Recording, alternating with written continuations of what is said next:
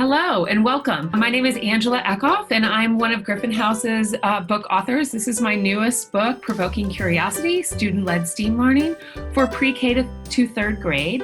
And I wanted to take a minute to talk to you about it today in case you're in the mood for some professional reading this summer. But I really wanted to first start out by thanking you for all of the efforts that you've made over the past 18 months to support children and families in your classroom. And as you successfully negotiated these virtual spaces to hybrid learning, back to face-to-face and movement back and forth over the course of the year. And I know a lot of us are beginning to get concerned because we're hearing a lot of terms tossed around like learning loss and getting kids ready to learn and catching them up for next year.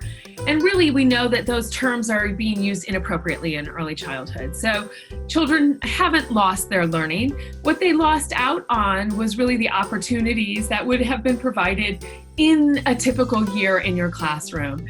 And so we don't need to really focus on how can we speed up their learning next year. We should really be focusing in on how can we provide the types of classrooms and learning experiences that are going to build upon all of the great things we know about how young children learn, right? So we know that they learn best when they're engaged in play.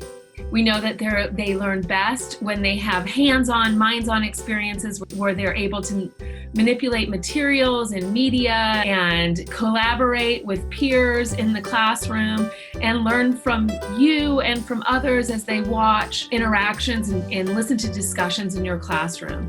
So we really need to be able to hold on to those ideals so that we can push back against some of the rhetoric and the pressure to engage in kind of more didactic ways of teaching. And so we know that young children, if we're working on counting, that they will learn best when they are counting and playing with materials and manipulatives.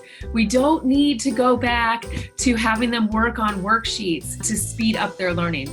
That's not going to happen. And really, it's my hope that you'll find lots of good experiences described in this book and others that are focusing in on how to develop those experiences that are going to allow children to build both the content understandings, but also social emotional skills, language skills, as they engage with others in these play-based, project-based experiences.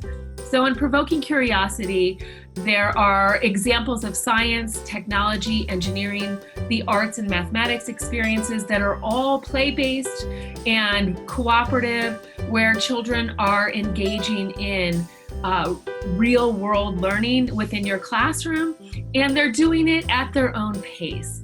And so I hope that you'll be able to do this reading and empower yourselves to get excited for that next year and recognize that as a field, a lot of what we are going to be doing is advocating for the practices that are going to help support authentic learning in our classrooms and resist some of that pressure to try to speed up children's learning, because we know in early childhood that children are in charge of their own minds, and the best thing that we can do for them as they come into the next year is to make sure that those classrooms are going to support them and their needs that are going to look a little different than they have in previous years.